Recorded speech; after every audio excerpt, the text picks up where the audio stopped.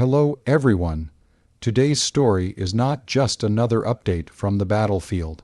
This is a deep, brutal, and uncomfortable reality check about what is happening to Russia right now, and why many analysts believe Ukraine has done something far bigger than winning battles. Ukraine has turned Russia into a hollow corpse of a superpower, and the damage may be so deep that recovery could take generations, not years.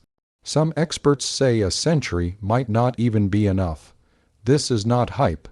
This is not emotion. This is the long-term collapse of power, credibility, economy, military strength, and global influence happening in real time. When the war began, Russia expected a short, decisive victory. Moscow believed Kiev would fall within days. Russian state media prepared victory speeches. Maps were drawn, medals were minted. The Kremlin was confident that Ukraine would crumble under pressure.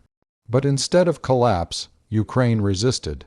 Instead of fear, Ukraine adapted. And instead of defeat, Ukraine slowly began dismantling Russia piece by piece. What we are witnessing today is not just a battlefield defeat. It is systemic destruction. Let's start with the military, because that was supposed to be Russia's greatest strength. Russia entered this war claiming to be the second most powerful military on Earth. Decades of propaganda, massive parades, nuclear threats, and Cold War mythology created an image of invincibility. But Ukraine exposed the truth. Russia's military was not modern, not flexible, not well led, and not prepared for a real, adaptive enemy. Ukraine destroyed thousands of Russian tanks, armored vehicles, artillery systems, helicopters, aircraft, and naval assets. Entire elite units were wiped out. Russia lost experienced officers, pilots, engineers, and special forces people who take decades to train and cannot simply be replaced by conscripts. The Black Sea Fleet, once a symbol of Russian naval dominance, was humiliated. Flagships were sunk. Bases were hit. Russian ships were pushed back from waters they once controlled. A country without a large navy managed to neutralize one of Russia's most important fleets. That alone will be studied in military academies for decades, but the deeper damage lies beneath the numbers. Russia's military doctrine collapsed. Its command structure proved corrupt and incompetent. Logistics failed again and again. Soldiers were sent into battle without proper equipment, food, medical care, or clear objectives. Morale collapsed. Desertions increased.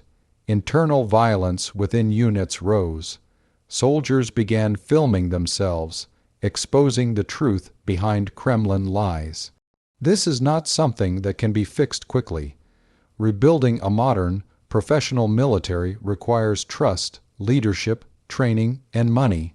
Russia has lost all four, and now let's talk about the economy, the backbone of long-term power. Ukraine, with the support of Western sanctions, has helped crush Russia's economic future. Russia was cut off from advanced technology, global finance, aviation parts, microchips, industrial machinery, and software systems. Entire sectors were frozen overnight. Russia can still sell oil and gas, but at heavy discounts, with limited buyers, and under constant pressure. Energy infrastructure has aged. Pipelines have lost strategic leverage. Europe, once Russia's biggest customer, has turned away. This alone destroyed decades of Russian economic planning. The ruble survives only through artificial controls. The real economy is shrinking. Inflation eats into daily life. Skilled workers are leaving the country in massive numbers. Engineers, IT specialists, scientists, doctors, Russia's future, are fleeing. This brain drain is catastrophic. When a country loses its young, educated population, recovery becomes almost impossible. These people are not just workers. They are innovators, builders, and leaders. Ukraine didn't just damage Russian factories. It helped trigger an exodus that hollowed out Russian society itself. And then there's the defense industry. Russia's arms industry was one of its biggest sources of global influence and income. Countries around the world bought Russian weapons believing they were battle-tested and reliable. Ukraine shattered that illusion. Russian tanks burned on camera. Air defense systems failed publicly. Precision weapons missed targets. Drones exposed vulnerabilities. Now, global buyers are canceling orders, demanding refunds, or turning to other suppliers. This loss will echo for decades. Once trust is gone, it rarely returns. Now let's look at Russia's political power on the world stage. Ukraine transformed Russia from a feared power into a cautionary tale. Moscow once used intimidation, energy leverage, and military threats to control neighbors and influence global politics. Today, those threats sound hollow. Countries that once feared Russia are openly defying it. Former allies are distancing themselves. Neutral states are reconsidering partnerships. Russia's veto power at international forums remains, but its moral authority is gone. Its word carries less weight. Its warnings are ignored. Its red lines are crossed. Ukraine didn't just resist Russia militarily. It exposed Russia as a bully who bleeds when challenged. And that exposure matters. Now, let's talk about demographics, because this is where the damage becomes generational. Russia is losing an entire generation of young men. Hundreds of thousands are dead, wounded, traumatized, or permanently disabled. Millions more fled to avoid conscription. Birth rates are collapsing. Families are broken. Communities are emptied. Demographic collapse is slow, silent, and devastating. You don't feel it immediately, but decades later, the effects become irreversible. Fewer workers, fewer soldiers, fewer taxpayers, fewer innovators. Ukraine didn't need to bomb cities deep inside Russia to cause this damage. The war itself did it. Now combine that with social decay.